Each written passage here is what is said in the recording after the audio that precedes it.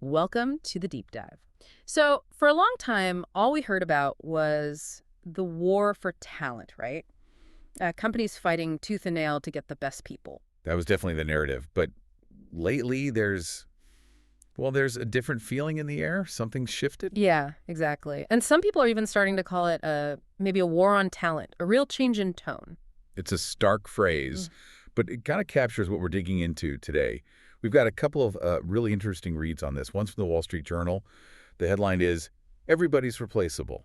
The New Ways Bosses Talk About Workers." Oof. Yeah, that sets a tone right there. It really does. And then we've also got a piece by Zilvia Ola called "The Inmates Are Running the Asylum," which offers a, let's say, pretty provocative angle on how we might have gotten here. Okay, so two quite different perspectives, potentially. It really Okay. feels like that whole power balance, between companies and employees. It's being looked at again right now. Absolutely. So we want to unpack what might be driving this. We'll look at some pretty direct language coming from the top brass. Yeah, some specific CEO quotes that are quite eye-opening. Definitely. And we'll also touch on this argument about younger generations maybe playing a role in all this, maybe in a way you wouldn't expect. Right. So the goal here is really just to get a better handle on this apparent shift in how companies are talking and what it might actually mean for, well, for all of us at work. Let's jump into that Wall Street Journal article first then, because that headline alone, "Everybody's Replaceable."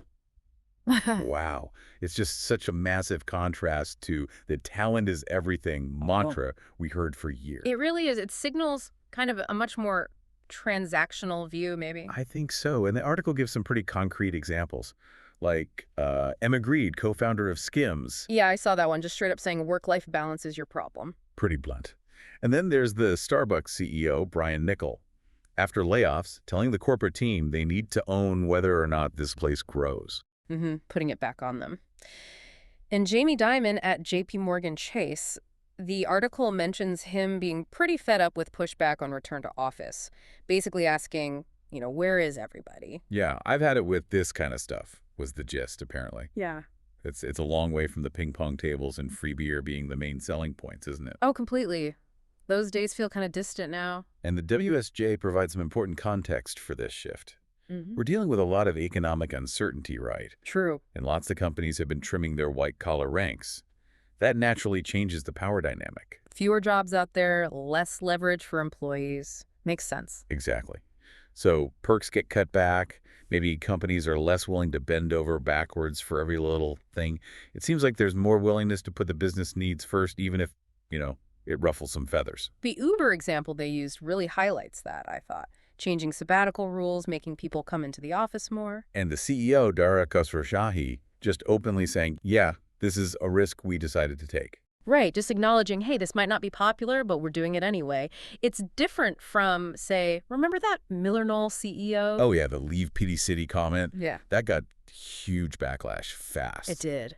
But with Uber, it felt different. And they apparently send out a memo later talking about disrespectful employees after a town hall. It just shows this hardening stance, maybe. That difference in reaction is interesting. Maybe it shows the goalposts are moving on what's considered acceptable C-suite talk now. Could be. And then there was that observation from Donnie Donselman about job postings, basically asking for like 3 jobs in one. Right, and his worry that this kind of tough talk language just ends up creating fear. Which you have to wonder about, right? Does fear actually work long term? Does it kill creativity? It's a huge question. But then you get the counterpoints from someone like Michael McCutcheon at NYU. He suggests maybe some employees are still mentally in, like, 2021 when the job market was hot. Ah, okay. Well, the bosses are facing today's tougher reality. Exactly.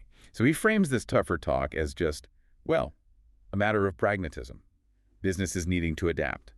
And we probably can't ignore the influence of certain high-profile figures either. The article mentions Trump's "everybody's replaceable" line. And Musk's demanding emails, the pulse checks, and all that.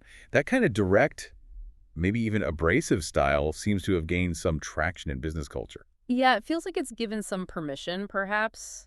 Then there's the AI factor, which the article brings up pretty explicitly. Oh, definitely. The Shopify CEO basically saying, if AI can do the job, we're not hiring a person for it. Wow. And the Fiverr CEO, too, with that "AI is coming for your jobs." wake-up call message? It's stark. They're directly linking AI's capabilities to hiring decisions, which suggests a really fundamental rethink about, how many people they actually need going forward. It feels like a really significant pressure point in this whole discussion. It does, though it's worth remembering what Charles O'Reilly from Stanford points out, these things tend to be cyclical. Right. So if the market turns around and skilled people are scarce again, Mm. then companies might swing back towards being more employee-focused to attract them. We'll see. But for now, look at Match Group doing layoffs and talking about efficiency. That's the current mood. So let's look at this from both sides for a second. From the employer's angle, is this tougher talk just necessary? A reaction to the economy needing to be more efficient? You could certainly argue that. I mean, in tough times, companies need focus, they need productivity. Maybe some of the extras from the boom times just aren't sustainable now. That's a pragmatic view. But what's the risk? Well, the risk is alienating the people you do keep, right? If everyone feels disposable, if there's a climate of fear, does that really help productivity in the long run? Does it kill innovation? That's the gamble. And then from the employee side, I mean, hearing your CEO say work-life balance is your problem or that you're replaceable, that's got to hit morale hard. Absolutely. How secure do you feel? How motivated are you to, go the extra mile if you feel like just a cog in the machine? Yeah, what's the psychological toll of feeling like you could be swapped out at any moment?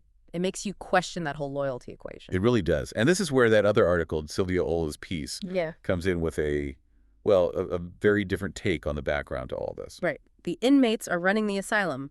Quite the title. What's her main argument? Her core idea is pretty controversial. She suggests that corporations, for a while there, were effectively hijacked, as she puts it, by the younger generation, Hijacked? How so? by their political and social agendas. She argues that things like DEI initiatives, the big focus on well-being, maybe weren't driven by deep corporate conviction. Okay.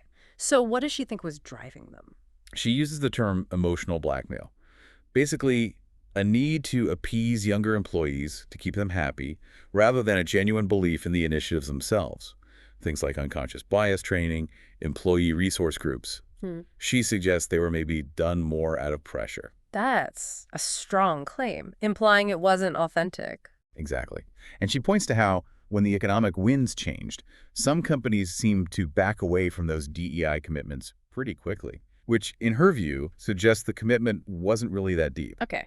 And she's also skeptical about the younger generation's supposed empathy. Yeah, she questions the evidence for that, suggesting maybe what looks like empathy is sometimes closer to narcissism or virtue signaling. It's a very critical viewpoint, obviously. Clearly. So how do we connect this back to the WSJ article and this tougher stance from bosses? Is Ola suggesting this is the companies waking up, pushing back? That's the potential link, isn't it? If you accept Ola's premise that companies felt pressured or bullied, as she might put it, into certain things, Then maybe this current war on talent is partly a reaction to that, a reclaiming of control. it's one possible interpretation. The focus on efficiency and the bottom line that we see in the WSJ article. That could be seen as directly opposing the perceived cost or, from Ola's perspective, the performative nature of some of those earlier initiatives she criticizes. So it's like the pendulum swinging back, maybe swinging back hard. Possibly. It raises that question.